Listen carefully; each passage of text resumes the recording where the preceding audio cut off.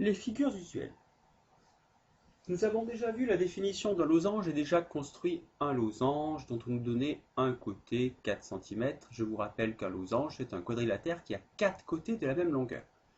Passons à cette construction où on nous demande ici de construire un losange qui s'appellera vert, tel que la longueur VE égale 5 cm et la longueur ET 3 cm. Comme toujours, commençons d'abord par faire un dessin à main levée. Nous voulons un losange. Allez, traçons un losange. Il s'appelle V, E, R, T.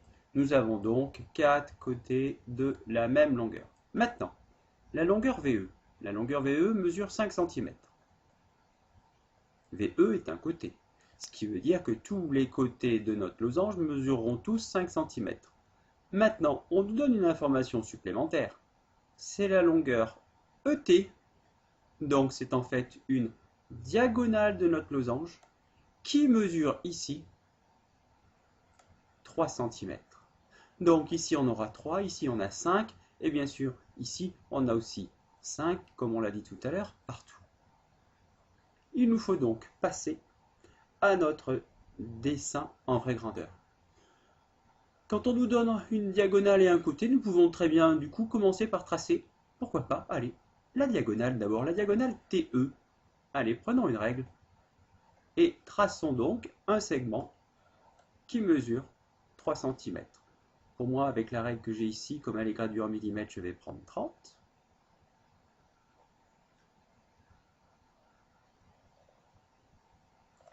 Donc là, attention, c'est ma diagonale, hein, ce n'est surtout pas un côté. C'est le piège en fait de cet exercice.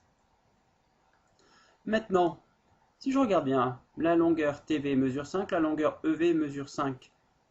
Je vais surtout pas prendre ma règle, parce que vous voyez que je vais être obligé de la faire tourner, mais je ne sais pas où est-ce qu'il faut que je m'arrête. Quel est l'outil, le seul qui puisse tourner? C'est bien sûr le compas, comme d'habitude. Donc nous devons prendre notre compas et ouvrir notre compas à, bien sûr, 5 cm. On pique donc notre compas sur T.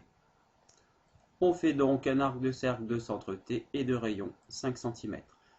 Ce qui veut dire que tous les points qui sont sur cet arc de cercle sont situés à 5 cm du point T. Donc mon point V, il en fait partie de ces points. Il est quelque part ici.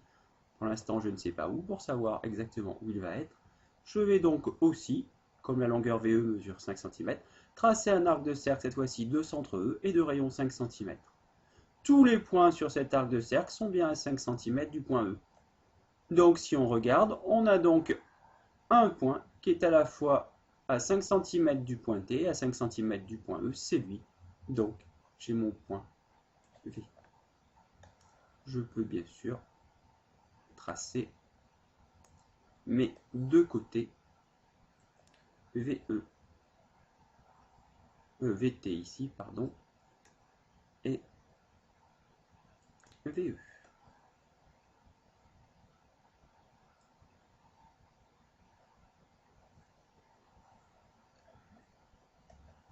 Voilà, les deux côtés ici ont bien la même longueur.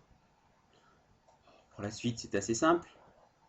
Oui, ce que j'ai fait, j'allais dire entre guillemets, au-dessus, je vais faire donc bien sûr la même chose en dessous. Allez, mon compas, je n'ai pas modifié son ouverture. Je n'ai donc plus qu'à tracer aussi un arc de cercle de centre E de rayon 5 cm.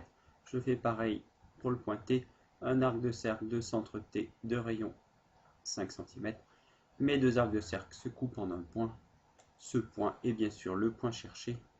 Je n'ai donc plus qu'à tracer la longueur ici qui va relier les deux points. Je fais la même chose ici.